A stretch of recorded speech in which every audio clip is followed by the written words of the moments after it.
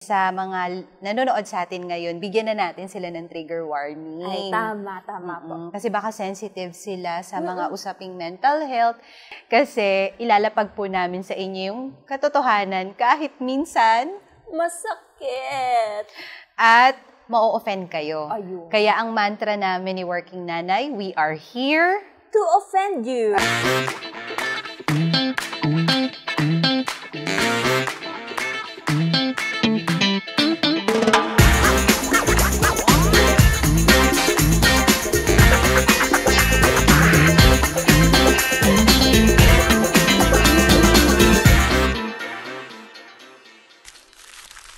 Hi! Ako po ang inyong Lola Kwentosera, ang lola niyong daldalera, pero hindi naman masyadong chismosa.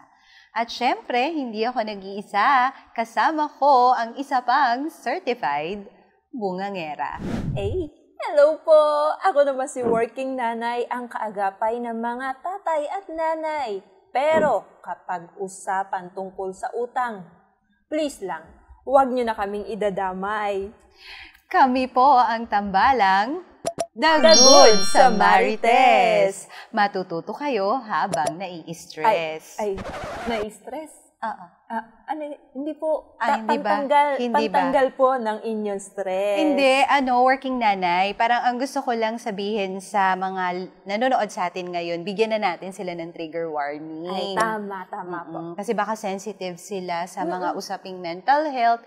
And usually po, maingat yung mga tao pagka ito na yung topic. In our case po, hindi kami mag-iingat kasi ilalapag po namin sa inyo yung katotohanan kahit minsan masakit. At ma-offend kayo. Ayun. Kaya ang mantra namin ni Working Nanay, we are here to offend you. Ayun. Kaya po, pag sa tingin nyo hindi para sa inyo itong programang ito, huwag nyo na pong stressin ang sarili nyo. Ayan. Dahil to be honest, pagmumukha pa lang ni Working Nanay at ni Lola Kwentosera, mai-stress ka na. Pero ito po ang ganda, Lola, sa mga makikibahagi po sa amin sa programang ito. Titiyakin po namin na ma-reach out po namin kayo para ibigay nga itong real talk na tungkol sa usapan ng brain health. Yes. Po ba? At syempre, Working Nanay, buffet style. Yes. Ano ba yun? Buffet style po. Parang nasa buffet restaurant po kayo. No? May mga putahe, may mga pagkain doon na sasabihin nyo, ay, parang hindi ito para sa panlasa ko. O kaya po, pwede mong sabihin na, hindi ko pa natitikman yan, pero gusto kong itry. Ganon din po, may mga prinsipyo or ideas po kami ni Lola na ilalapag at mai-share sa inyo. Possible na sasabihin nyo, bago yun na, gusto kong pag-aralan. We are encouraging you rin po na yung mga sinasabi namin ay i-research nyo pa ng mas malalim po para makapagbigay pa po ng empowerment din sa inyo. Kumbaga, pagkakain nyo nung isang putahe sa buffet, parang, gusto ko siya, pero parang kulang yung lasa. Lulutuin ko siya, kokopyahin ko, pero mas pasasarapin ko pa. So, ganun din. If you feel like parang may kulang, bitin, parang may mali, then go ahead.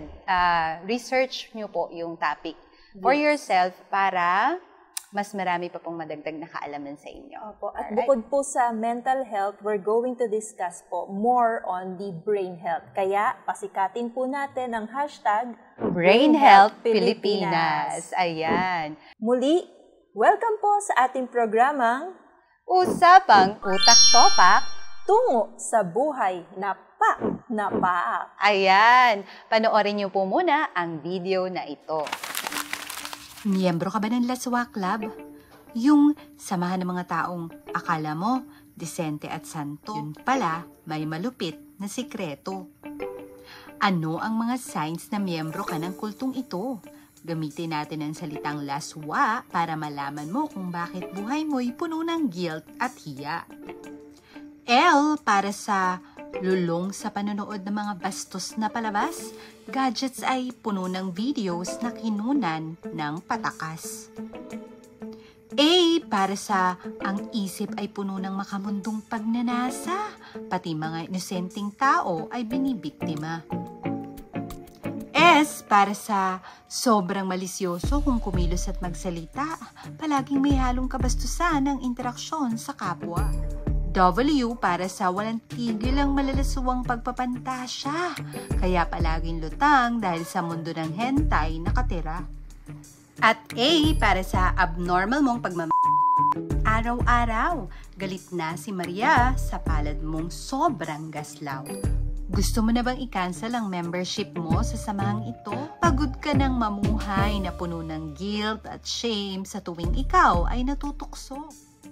Tara, gamit ang librong ito, subukan mong mag-detox sa loob ng 1 buwan para ang masamang pisyong ito ay matalikuran. Gamitin naman natin ang salitang detox para ang bad habit na ito ay matepok. D para sa dapat alam mong mga triggers na tumutukso sa iyo. Oras na para talikuran ang buhay na makamundo. E para sa enemy mo ang lumabang mag-isa. Kailangan mo ng karamay at makakasama. Kaya naman nandito sina Lola Cuentosera at Adrian Tapalanza. Kami ang magiging allies mo at kasangga. T para sa tandaan, hindi lang problemang lalaki ang laswa. Minsan ang mga babaeng lulong dito ay mas malala. O para sa one day at a time ang paglaban. Ang pagbabagong buhay, hindi mo pwedeng madaliin, kaibigan. Ang isang araw ay magiging 1 buwan, at ang 1 buwan ay magiging forever. Nakakalas ka na sa buhay na puno ng kalaswaan.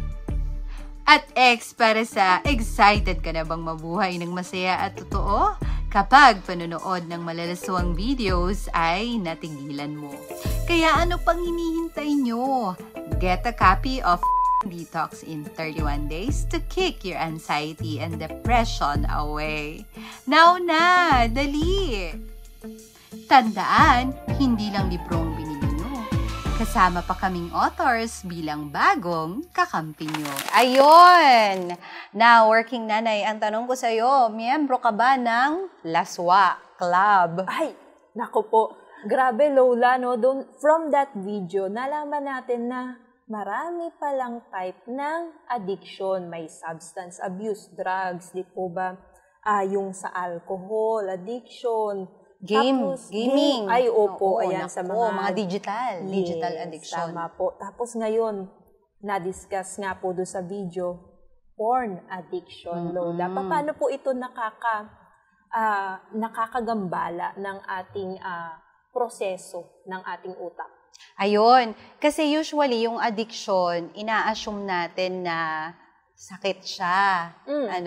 Ang ganda lang kasi, i-research nyo rin ha, si Dr. Gabor Mate. Siya yung nagsabi na ang addiction ay sintomas. Sintomas. Oo. So, para kang may sakit, may sintomas. Oo. So, ugatin natin yung sakit.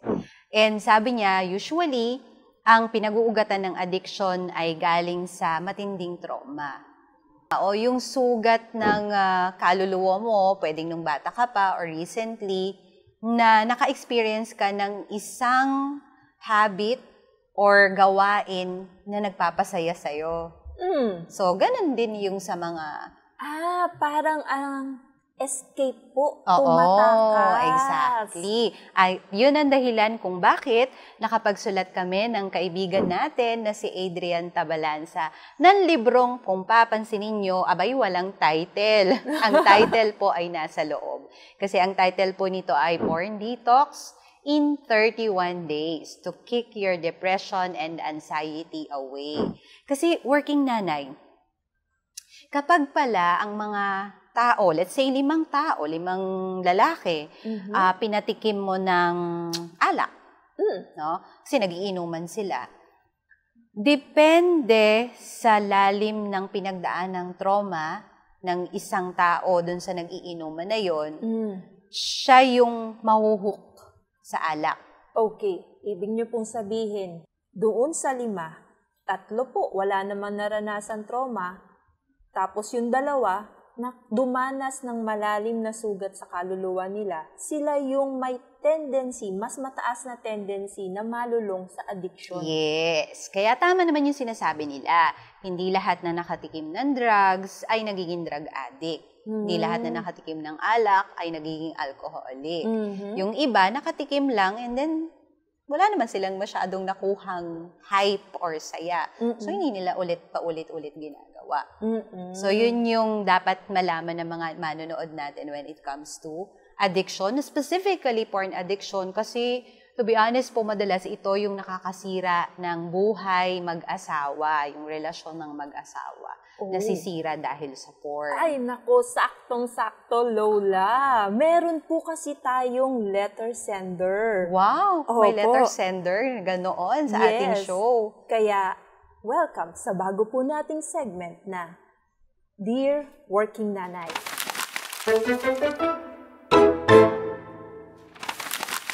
Wow!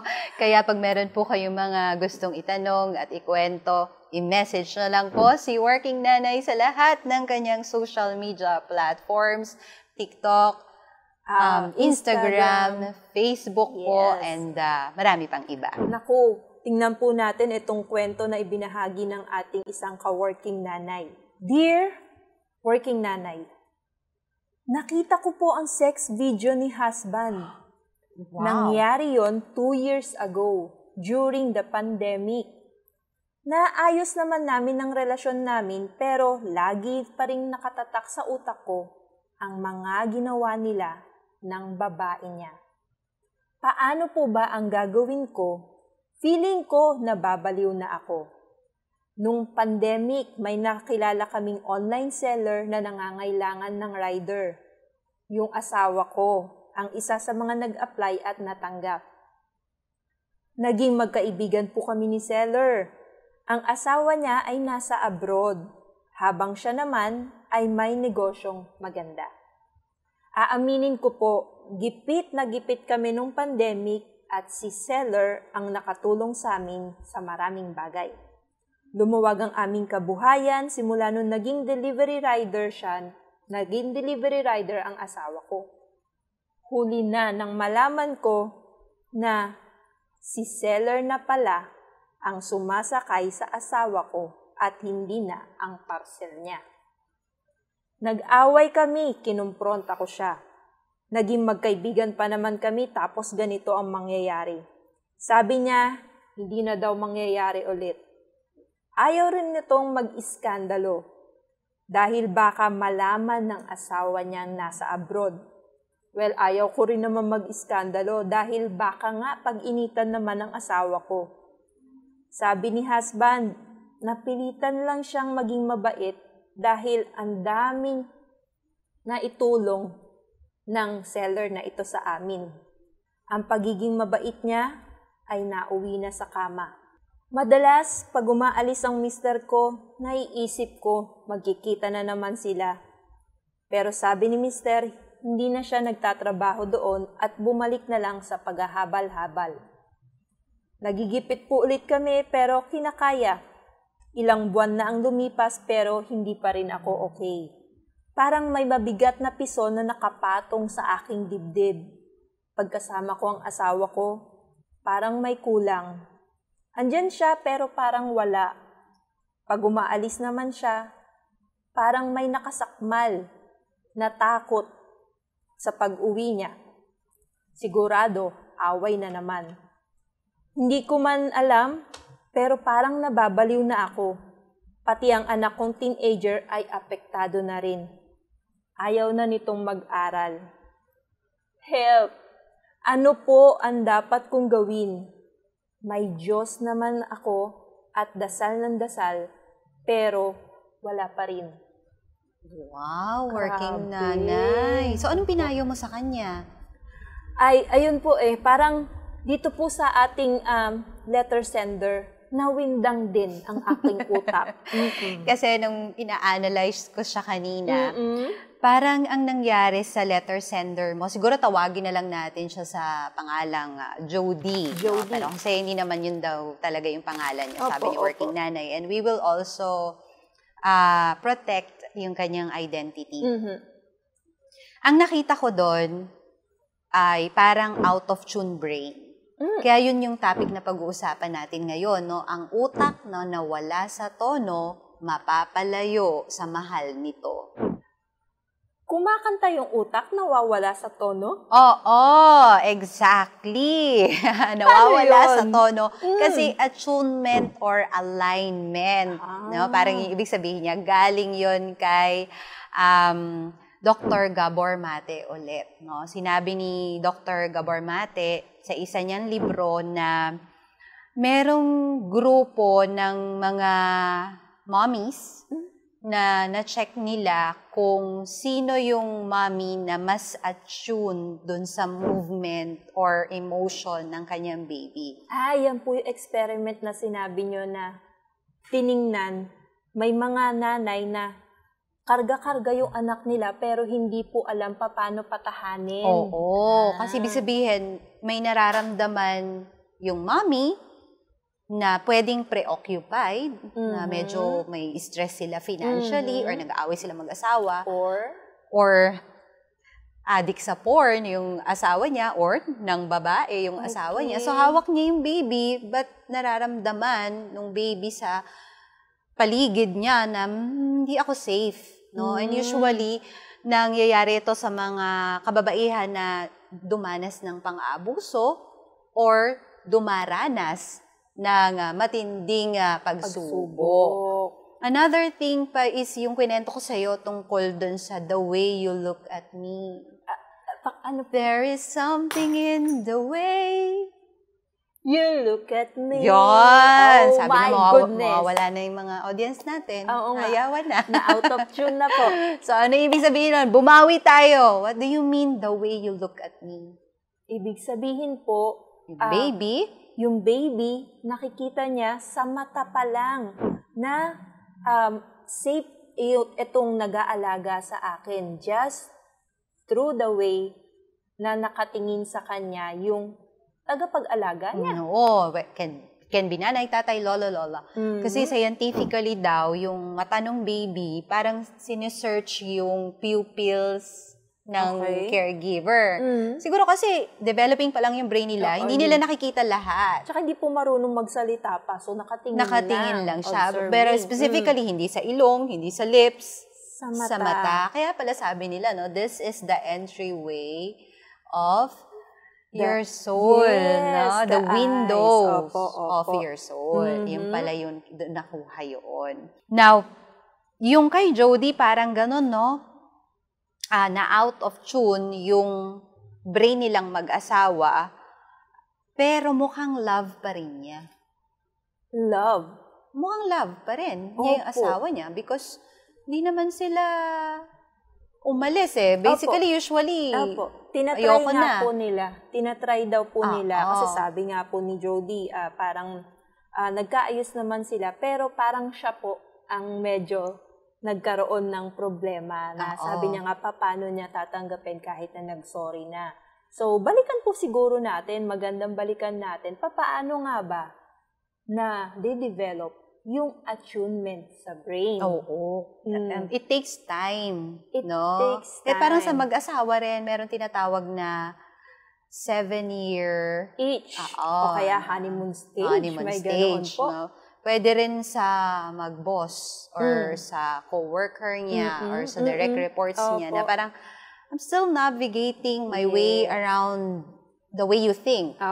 So, may probationary period. Yes. Parang para lang mag-attune yung ating brain. So, ganun din if meron kayong importanteng taong gusto nyong maayos yung relationship, sabihin nyo lang it will take time na ma-attune natin yung isa't isa. And usually, merong mga pwede nyong gawin, ano? Yung like, usually you eat together. Meron tayong na-empower na mga police. Tapos may tinanong sa atin. Anong tanong sa atin? Ng isang Lieutenant Colonel na nag-ano sa amin, nag-head ng aming empowerment, brain health empowerment sa mga police. Ang galing po ni Sir, sabi niya, Lola, working nanay, bakit po kaya ganoon? Ito po, malamang ito rin ang tanong ng Bato-bato sa langit. Mga tatay, di ba? Sabi niya, mahal naman po namin yung asawa namin, pero paano kaya namin puprotektahan yung sarili namin na hindi na matempt na magkagusto sa iba. Ginawa mo pa nga magandang statement niya eh. Ay, ano po? Sabi po naman ni Lieutenant Colonel, Lola, paano po ba yung ba't ang daming humahabol sa aming mga babae? Ay! Sila talaga yung hinahabol. Yes. Siyempre po. So, doon natin pag-uusapan yung attunement ng brain. Kasi nga, di ba, si police or any man in uniform or any man, no, actually kasi, pag nakita ka ng lalaki, ang idea is parang they have this hero's complex. Na parang someone who will protect me and help me. So, may mga babae na parang pag nakakita, no, parang, uy, harmless. So, ang tendency ngayon, lagi kang kakausapin yung pulis na yon or hihingi ng advice. And for some reason, kahit sinong tao na nakikipag-usap at tinitingnan ka ng may respeto, no, at paggalang, ma-attune yung brain nyo sa isa't isa. And for all you know, mas gusto mo na siyang kausap kaysa sa asawa mo. Kaya ang advice ko dun sa mga pulis or sa mga mag-asawa, be careful on kanino ka palaging nakikipag-usap, sino yung kasabay mo palaging kumain. Kasi without you knowing it, unti-unting na-attune yung brain nyo sa isa't isa. Alright. So, usually yun nangyayari sa family natin is minsan hindi na sabay kumain. Oo. O kaya sabay po kumain, pero nakatingin naman sa gadget, hindi naman sila nag-uusap. Hindi nakatingin sa mata. So, ang galing po, may just by the connection natin sa pag-uusap sa mata, nabubuo yung attunement. Yes. Okay. Ang tanong doon is, attunement the same as love? Right? Yung isang tanong doon eh. Opo. Kasi nga, pag inisip mong mabuti, let's say, for example, ikaw ay may asawa, pero parang unti-unting kausap mo itong kumpare mo. Araw-araw, taga-repair ng mga equipment nyo na sira sa bahay kasi your husband is not the type of person who does that. And then, sasabihin mo, nahuhulog ang loob ko sa kanya. Minamahal ko na siya. So, nahulog yung loob kasi naging attuned yung brain. Does that mean attunement is equal to love? Wow. Mabigat na tanong po yan. Pag-usapan muna natin, Lola. What is love? What is love? Yes. Tanungin natin yung mga audience. What is love? Parang What is love, working parang nanay? Parang slam book, po. What is love? Well, for me, love is a many splendor days. Grabe naman, pinag-isipan mong masyado. Siyempre po. Oo. Is that an opinion or is that your truth? Oh, it's my truth. Ayun. Kasi your truth is not my truth. Kasi para sa akin, pag iisipan ko mabuti, love is blind. Wow, pinag-isipan talaga ng mabuti. Ang lalim, ang bilis. Hindi ko nga pinag-isipan, kinopya ko lang. Kaya nga. Kaya hindi ko rin masabi ko, opinion ko ba yun? Opinion ng iba? Or truth ko siya? Yes. So, pero ang magandang kuhanan natin ng definition ng truth ay yung source. Yes, ang source ng absolute truth. Yes, sabi ni Jesus sa Bible, I am the way, the truth, and the life. So ano raw po ang definition ng love sa Bible? Ito po, panoorin natin. Love is patient. Love is kind. Love is not envious or boastful or arrogant or rude. It does not insist on its own way. It is not irritable or resentful. It does not rejoice in wrongdoing, but rejoices in the truth. It bears all things, believes all things, hopes all things, endures all things. Love never ends.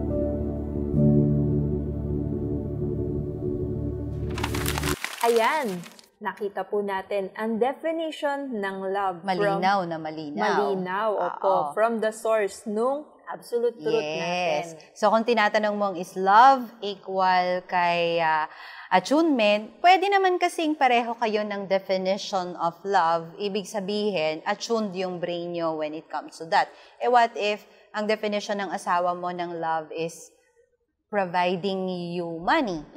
So, the more siya nagbibigay ng money, mahal ka niya. Kung nambababae siya, hindi ka dapat maging issue yun kasi nagagawa niya naman yung love niya. On his definition Of love. Kaya, pwede rin namang pareho kayo ng attune ng brain sa paggawa ng evil. Oh. So, Okay. ibig sabihin, yung attunement ay pareho kayo ng proseso ng pag-iisip. so with that, makukonclude na natin that attunement is not Love. Kasi pwede pong magamit, attune ang brain nila, pero they are attuned into doing evil yes, things. exactly. Ganito kasi siya, no? I like you, I will follow you. Di ba? Kaya nga may followers.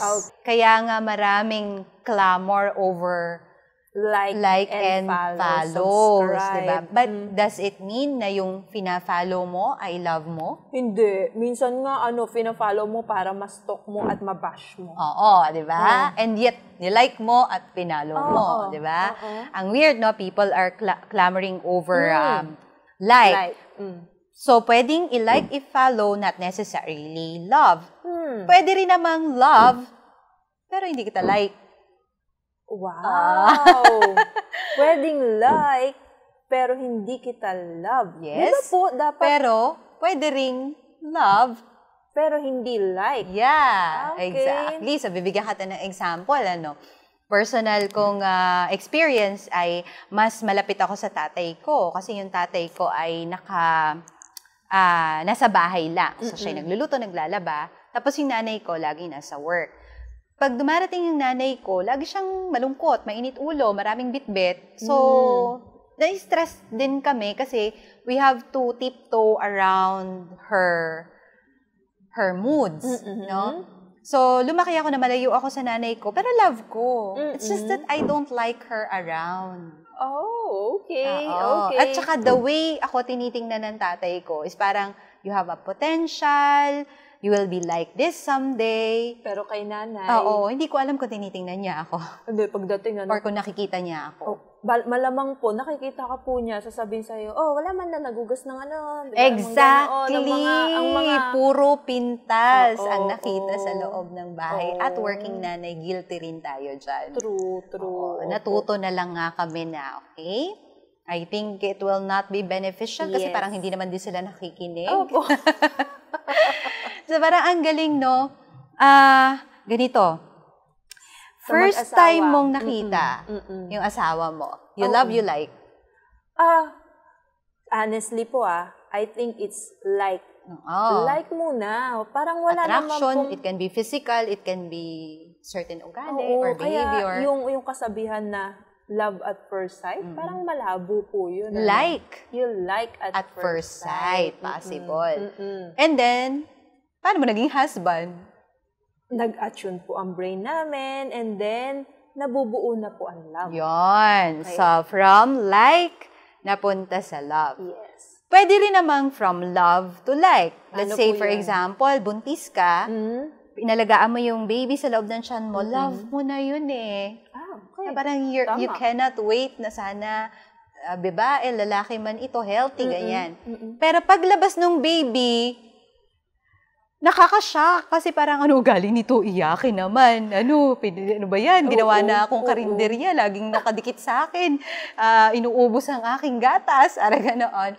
And So, then you form eventually, yung like. yung like and attunement. So, para, alam mo na, uy, gantong oras, naantok na yan. Okay. Gantong oras, gutom na siya. Oo. Hindi pa nagsasalita yung baby, alam mo na. Mm-mm. Kasi you're attuned. Okay.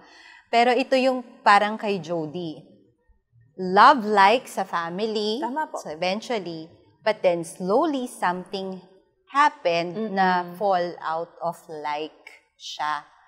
Ibig sabihin po, love pa rin nila ang isa't isa, pero dahil nga sa nangyari, they fall out of like. Yes. At ang nangyari ngayon is, ito na yung dumarating na there is something in the way you look at me. Diba? Ibig sabihin, initially, Si Jody, tsaka yung asawa niya, when they look at each other, it's like, partner ko to. Pamilya ko to. And then something happened na hindi nila nagustuhan sa isa't isa. The way Jody now looks at her husband, napalitan na yung song. Hindi na there is something in the way you look at me. Ang kanta na nila is, You Take My Breath Away. Uy, maganda naman yun Parang, I'm so in love with you and you are taking my breath away. But in the case ni Jody, hindi na siya makahinga, mamamatay na siya. Yung pala. Oo, kasi sa sabi niya nababaliw na ba siya? So every time nakikita niya yung asawa niya, parang, naalala ko na naman yung ginawa niya. And also everything, bumabalik palagi yung sex video na yon. So mahal ko pa rin yung asawa ko. Pero, hindi ko na siya like. Okay. Nababawasan yung likeness nila. Okay. Kaya, ang tanong doon ay, so paano natin matutulungan si Jody? Opo. Kasi, dinisect pa lang natin kanina, attunement, love and like. So, paano nga po yun na alam na po natin na medyo hindi na nga po attune ang brain ng mag-asawang Jody. Kasi hindi na natin dapat pag-usapan yung love issues. They love each other. Nanay ng mga anak mo yan tatay ng mga anak mo yan. May anak kayo na maapektuhan whatever decisions na ginawa mo sa buhay nyo. So, ang magiging decision mo lang dyan ay either ipaglaban mo hanggang sa mapagod ka para tuluyan na kayong masira ang pamilya. Or, wag mong ipaglaban para hindi ka mapagod, para patuloy pa rin kayong magsama. Na out of tune yung brain mo, no? Opo. Ipaglalaban? Ulitin mo yung sinabi ko. Ipaglalaban mo para mapagod ka at hindi na maging kayo. Oo. O kaya, sumuko ka na para hindi ka mapagod at mapatatag pa ang relasyon niyo. Yes. Sige, kayo mga good Samarites. Ano daw yung pinagsasabi na naman? Paki-explain, Lola. At syempre, again, warning, we are here to offend you. Bakit? Bakit ka naman Kasi maglalapag nga kami ng prinsipyo na pwedeng lumaban yung utak nyo. No? And yun yung purpose naman ito Bigyan natin yung utak nila ng neuro pathways na bago. Bagong perspective po na malamang nakikita na po nila, pero hindi pa nila nabibigyan ng liwanag. Ay, oo nga, pwede. Yun yung pag-uusapan natin, Again, tanggapin nyo or hindi, ang tatanong ko lang kay Jody ay, Jody, kasal ba kayo? Opo, nasabi niya po, nakasal po sila. Ayun. So, dalawa kasi yung pathways na pwede nating puntahan. Okay, dahil kasal si Jody, ito yung usual na, in my opinion po na galing sa hugot ko, working nanay, bilang ex-kabet. Para po sa mga nanonood nito, kung hindi nyo pa po alam yung kwento ko, pwede nyo pong makita yung aking isang interview patungkol sa story ng aking buhay sa any YouTube channel po na available. Ang pinaghuhugutan ko po dito ay bilang isang ex-kabet na binago po ni God yung buhay niya at ngayon ay nagkaroon ako ng malalim na understanding patungkol sa samahan ng kasal bilang mag-asawa. Working nanay, ito yung question natin. Kapag ikaw ba ay kinasal, ilan kayo sa kama? 2. Yun ang madalas na alam ng mga tao. Pero ang totoo, 3 awesome po kayo sa kama. 3 kayo na nagsasama sa kama. Pakipaliwanag, Lola. Ano na naman yan? Makaka-offend na naman ako. 3 kayo. Kasi ikaw, si husband, si wife, and si God. Yes. Okay. Kasi ang kagandahan sa kasal is nangako ka kay God na I will love and Pareho cherish this man. Ang ganun din sa babae. So, ibig sabihin, kapag nagloko yung spouse mo, automatically, ang kalaban niya ay si God. Diba? Kasi, yun ang pinangakuan niya, hindi lang ikaw. Okay. So, kaya ko sinabing, So, wag 2 mong... versus 1 na kayo. Yes. Okay. Wag mong ipaglaban yung pangbababae or panlalalaki ng spouse mo. Kasi mapapagod ka. Because it's not your battle to fight for in the first place. Laban ni God yun. Laban ng kabit po with God. Oo. Okay. So parang, ang nangyari ngayon, hindi ka dapat makipaglaban para hindi ka mapagod. Kasi pag hindi ka pagod, kasi nakarest yung iyong soul, emotion kay God. Opo. Kaya ko sinabi na huwag mong ipaglaban. Kasi nga, pag hindi mo pinaglaban, hindi ka mapapagod kasi nakasandal ka kay God. And dahil hindi ka pagod, marami kang energy to make sure na hindi mawawasak yung pamilya mo. 'Di ba? So in that context, naintindihan mo na kung hindi kasal si Jody, iba ang aking opinion or payo sa kanya. Paano po? Kunyari, may mga kasama po tayo. Ikaw, like, how will you process it? Yung sinabi ko kanina, pag kasal kayo, 3 kayo sa kama. Paano pag hindi kayo kasal? 2 nga lang po kayo. Ba't kailangan mo ipaglaban? Wala ka pong kakampi. Exactly. Ikaw lang ang kayong 2 lang talaga ang magkalaban. Tapos, siya, possible na bumigay na nga dahil nangaliwa or ano.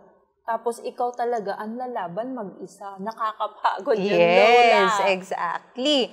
Ito yung bago nating ilalapag sa kanila na recently natutunan ko. Meron tinatawag na conscious uncoupling.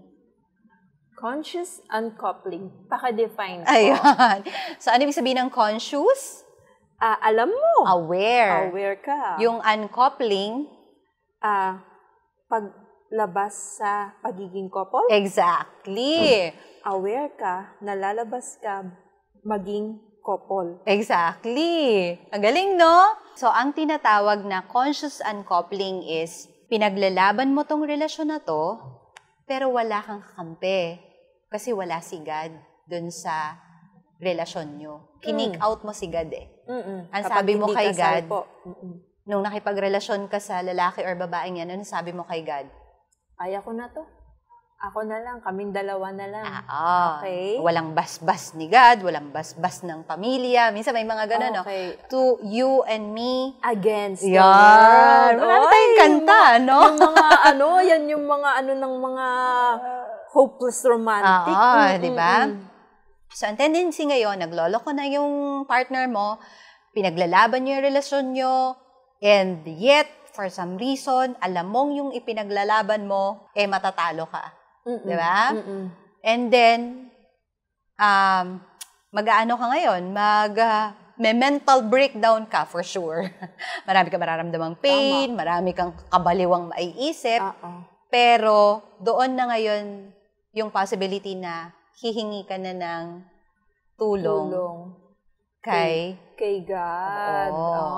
So, pag sinabi mo na kay God na, Lord, I think this is no longer healthy. Ako na ata talaga yung magi-give up. Then, dun ka ngayon, magkakaroon tinatawag na consciously, alam mo na kung saan pupunta yung relation nyo sa dulo. Ang kagandahan ng tinatawag nilang conscious uncoupling, hindi immediate. Diba? Oo naman po. Ayoko na sa'yo. Nag-grip ka ng diba, sa sugat na hindi pa, Kasi nangyayari, hindi tayo mag-asawa. Nambababae ako, say, pagod na pagod ka na ipaglaban ako naman hindi nagbabago. Bakit? Side chick lang kita eh. Sakit, di ba? Side chick kita. Bakit? Binibigay mo na sa akin yung lahat ng privileges ng marriage, pero walang obligations, commitment, and responsibility. So, kahit na anong pakikipaglaban mo sa relationship natin, malamang matutokso ako sa ibang babae. Or kung babae naman ako sa ibang lalaki. Kasi nga, side chick kita, di ba? And then, darating yung time na pagod ka sa pakikipaglaban, and most of the time, ang gagawin ng mga babae or lalaki na ganito, impulsive decision, ayoko na! maghihiwalay. Pero ang daming bit-bit na bitterness, Yes, opo. trauma, Opo. pain. So, nangyari, hiwalay na sila for 2 years, na-stack up ka pa rin doon sa 2 years ago, bigla kayong pak! Naghiwalay. Okay. If it's conscious uncoupling, nag-give up ka na while you're still in a relationship, pine-prepare mo lang yung brain mo to separate. Okay. Na parang, okay, in due time, 'di ba? Alam ko na Hindi. from the start, may mali na kaming nagawa kasi nga we're into this relationship na walang commitment at wala si God. Hindi namin in-invite si God sa relationship na to. So, consciously, gagawan ko na, ihahanda Napagod ko na. ka na eh. Nanghingi ka na ng syempre. tulong kay God eh. Opo.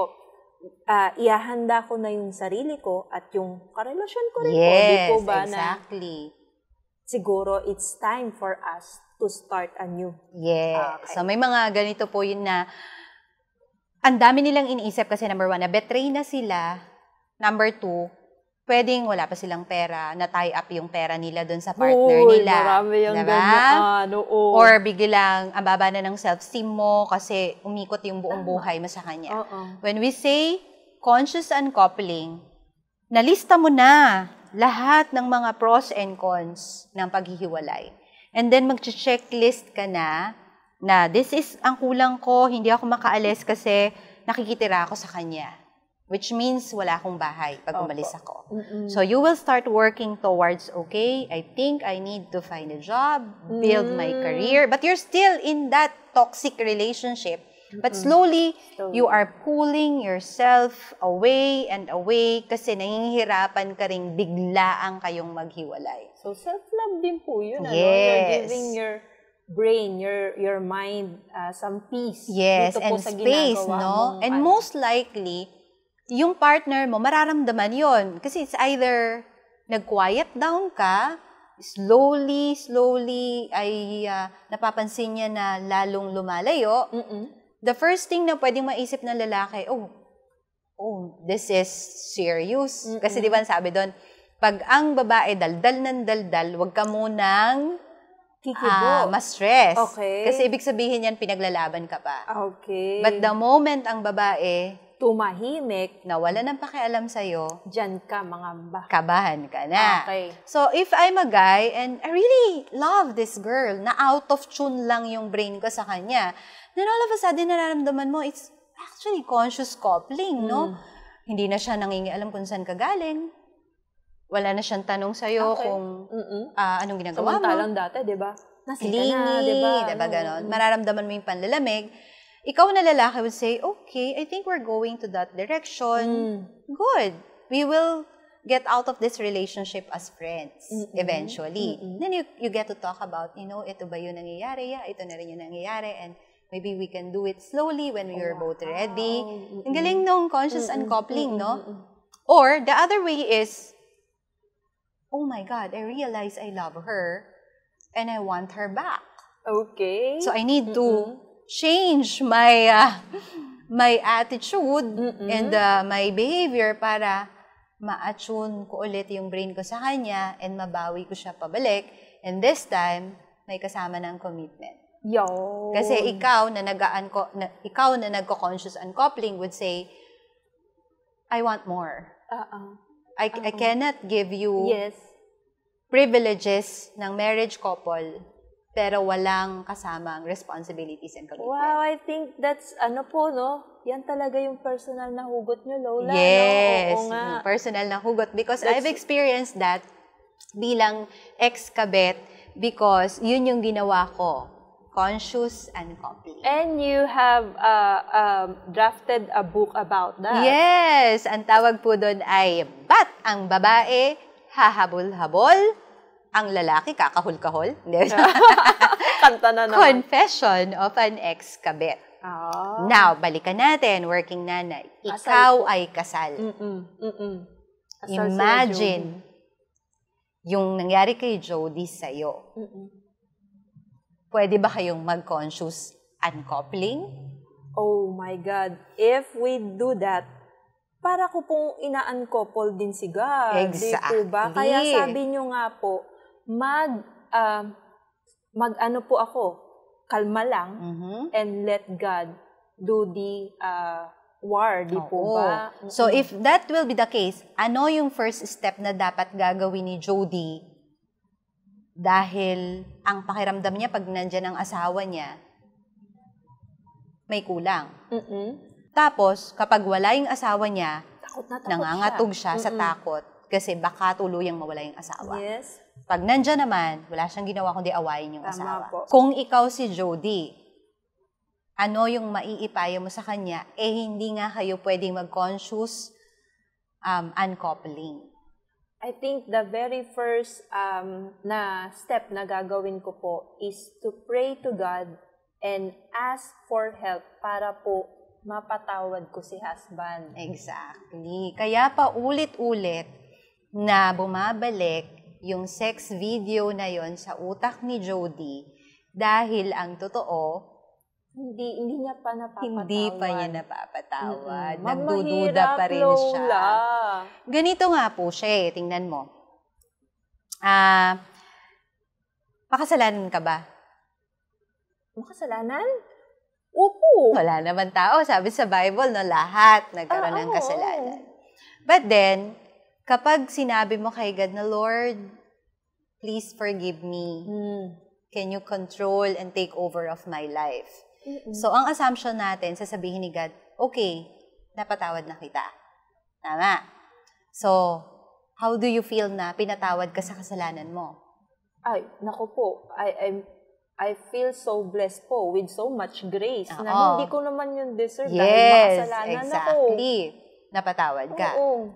Pero, every time natutulog ka, tinitingnan ka ni God, tapos ang sabi niya sa'yo, napatawad ko na siya, pero alam ko gagawa siya ng masama. Alam ko masama pa rin ugali niya ni working nanay. Alam ko makasalanan pa rin yan. Ito pa rin yung mga ginawa niya in the past. Nako, ulitin niya yan. Tapos pagising mo sa umaga, nag-pray ka, nakatingin si God sa'yo, tapos ang sabi niya, kausap ka na kausap sa akin, pero hindi pa rin ako nagtitiwala sa'yo. How would you feel if we have a God who forgave us, pero the way God looks at us, maraming doubts? Oo. The same din po, gusto nyo pong i-ano yan dito sa pagtingin naman ni Jody, yung attunement ng brain niya doon sa asawa niya, no? Na parang, oo nga, tuwing makikita kita, nakikita ko itong ginawa kasalanan mo. So, ang hirap. Kailangan talaga you start with forgiveness. Kasi, pag napatawad mo siya, ang prayer mo na kay God is, Lord, hindi ko trabahong turuan ang husband kong maging mabuting asawa. Ang trabaho ko ay turuan ang sarili kong maging mabuting asawa sa kanya base sa disenyo mo ng kasal. Naku, Lola. Diba? Itong mga nilalapag po natin, malamang marami na namang matitrigger, lalo na po yung mga feminists. Ano ba yan? Women empowerment. Niloko ka na, tapos pagsisilbihan mo pa, mamahalin mo pa rin, ng patuloy mo pa rin mamahalin. Ano ka ba? Misogynist yata? No? Again, tanong natin, ibig ba sabihin nun parang super lambing mo, super parang walang nangyari, super parang kang martyr? No, you can just make sure na yung bahay nyo hindi impyerno. Ay, sabi Yan nga lang po, yun. naapektuhan daw yung kanyang anak. Yes. No, ibig lang sabihin, you can be kind to your husband. Kung ayaw mo namang maging loving, okay lang. And you can also be honest with your husband na, nasaktan ako. Yeah. Can you just give me lang time to Space. heal? Opo, tama, But tama. I will always be here as your wife. Kasi ang sabi ko kay God, yun yung idudulog ko kay God. Medyo mahirap, no? Madali yung sa akin kasi conscious uncoupling. Opo. That's the reason why, pag hindi ka sure sa isang tao, yung kasal difficult. Kasi hindi ganon dapat kadaling lumabas, lalo sa ating mga Filipino, no? So, you mind your own business. Be the best wife that God designed design you to be. Ang tanong doon, hindi ka kailangang magpakamartir na baka naman binubugbog ka na. Okay. Delikado na yung buhay mo at ng mga anak mo, hindi ka pa rin aalis. Opo. No? Pwede Kasi ka sabi namang, niyo po bahala na si God. diba? Pwede ka pa rin, God will protect you, pwede kang i-distansya niyan. Pero again, there's still hope na someday, God will touch the heart of your husband. And balikan natin yung porn addiction. Trauma ang dahilan kung bakit nagkakaroon ng addiction. Womanizing is also part of that. It's an addiction? Pwede, no? Paulit-ulit na ng bababae. Ibig sabihin, may trauma. So, Lola, kapag, di ba, i-clear lang po natin. Tama. Does this also work? Itong sinasabi natin na threesome tayo ni God sa marriage. Does this also work do sa mga abuse? Binubugbog, yung mga ganoon. Oo. Ganito naman siya. Let's say, for example, talaga namang yung buhay mo at buhay ng anak mo ay delikado. No? I think God will not say, just stay there and be martyr. Diba? So, the first thing that you need to do, protect yourself from any physical harm. Pwedeng nakahiwalay ka dun sa bahay ng asawa mo, pero you will continuously pray with God. Pray for your husband. Again, pag-usapan natin yung porn addiction, balikan natin yon. Sanga-sanga yan eh. The porn addiction will start sa isang lalaking gustong mambabae, wala siguro siyang pera, pupunta ngayon siya dito sa porn na site niya, or pag may babaeng lumapit na hindi niya asawa, parang, I would like to experience something new, gagawin niya yon, and the mere fact na binivideo niya yung sarili niya, it means something is happening sa brain ni husband. Even womanizing ay sign ng addiction. Or sintomas ng something deeper na trauma. Okay. No? So, if I'm the wife at ganun yung nangyayari sa asawa ko, tas nambubugbog pa siya with anger issues, again, take care of yourself, separate ka sa kanya, pero you are still praying kay God na, Lord, instead of kunin mo na ang asawa ko para makapag-asawa na ako ng iba, ang ipag-pray mo ay, Lord, heal my husband because I think he is coming from a place of pain kasi hurt people. Exactly. I know the empowered women, the women na medyo feminist, will not agree sa ganitong paraan, no, ng pag-aayos ng buhay mag-asawa kay Jody. Sabi nga natin kanina, this is buffet style. Yes, and we're giving the, yung mga hard truth, di po ba, na real talk nga. Grabe, Lola, no? Kailangan pala talaga natin, mahalaga na attune ang brain mo, lalo na sa mga taong karelasyon mo. Yes. Yan yung sa pamilya mo, mag-asawa, anak, nanay o tatay, pati po sa buhay ng pagiging empleyado. Yung mga ka-boss mo, ka-opisina mo, kailangan talaga ng mahalaga yung attunement of brain. Yes. At, tawag dito, hindi lang yun. Even sa simbahan mo, sa advocacy mo, sa school mo, kasi yun yung mga usual pinupuntahan po. So, even kayo sa mga samahan that you meant well, nagkakaroon pa rin ng misalignment ng brain. Yes. Ang kagandahan ng working nanay, nakita nila yung alignment din natin. Tsaka yung dynamics, no? Kasi working nanay is coming from a place of traditional marriage couple. Nag-asawa, nagpakasal, mag-boyfriend, nagpakasal, nagkaroon ng pamilya. And I'm coming from a different kind of relationship. I fell in love with a man na hindi ko asawa. Nagkaroon ako ng relasyon na hindi basbas ng kasal. Ang laban ko sa mga kagaya ko is you start conscious uncoupling.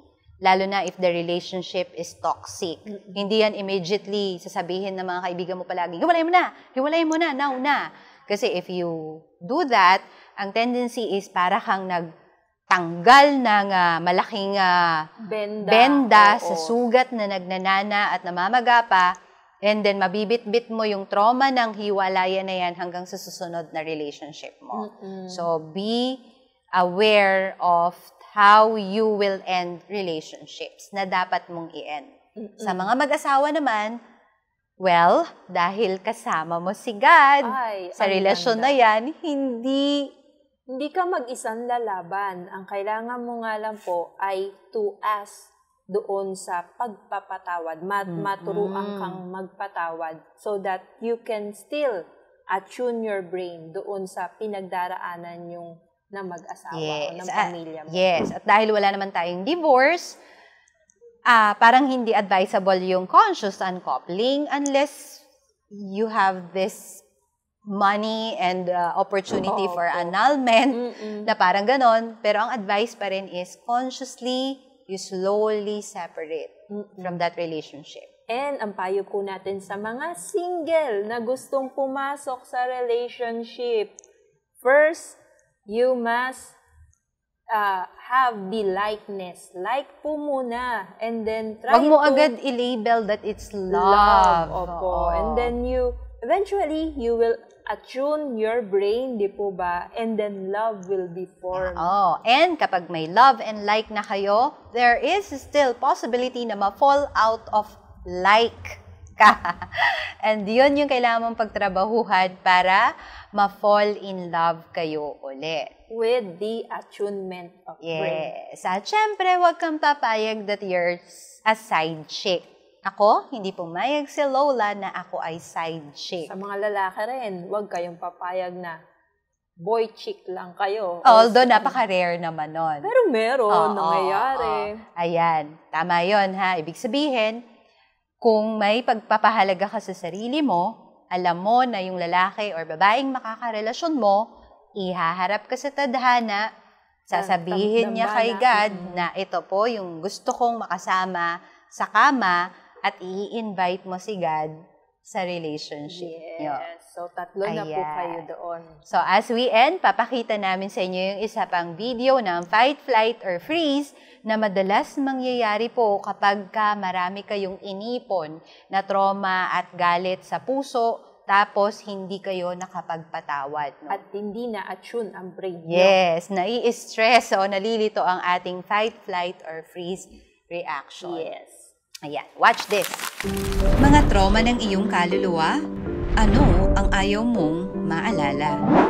Gusto mong kalimutan ang traumang malupit, pero katawan mo ang dumaranas ng pait. Your fight, flight, or freeze reaction determines your life's destination. Fight.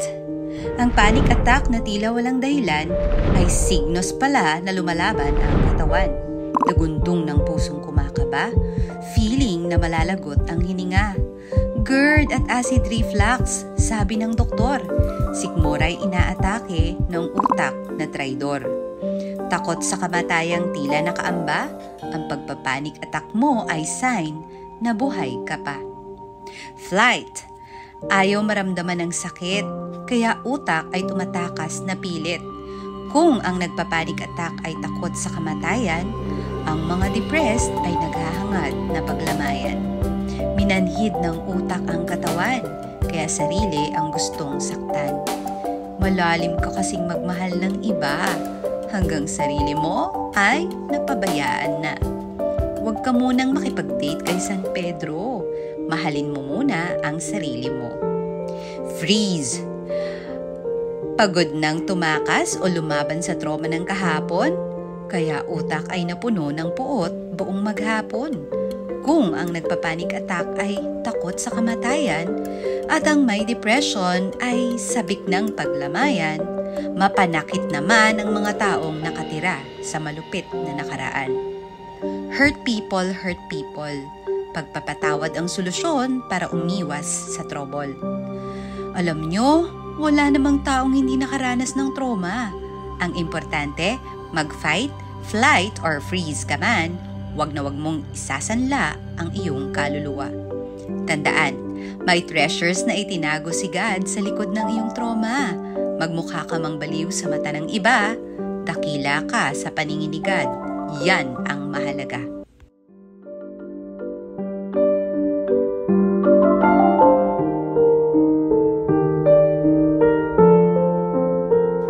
Yun, working nanay. Salamat. Siguro maganda i-end natin sa prayer. Ay, tama po. Yung usapan na to.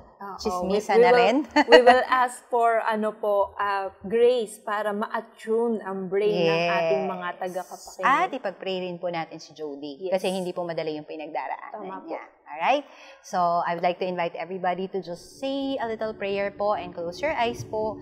And I would just like to say, Panginoon, maraming pong salamat sa isa na namang episode.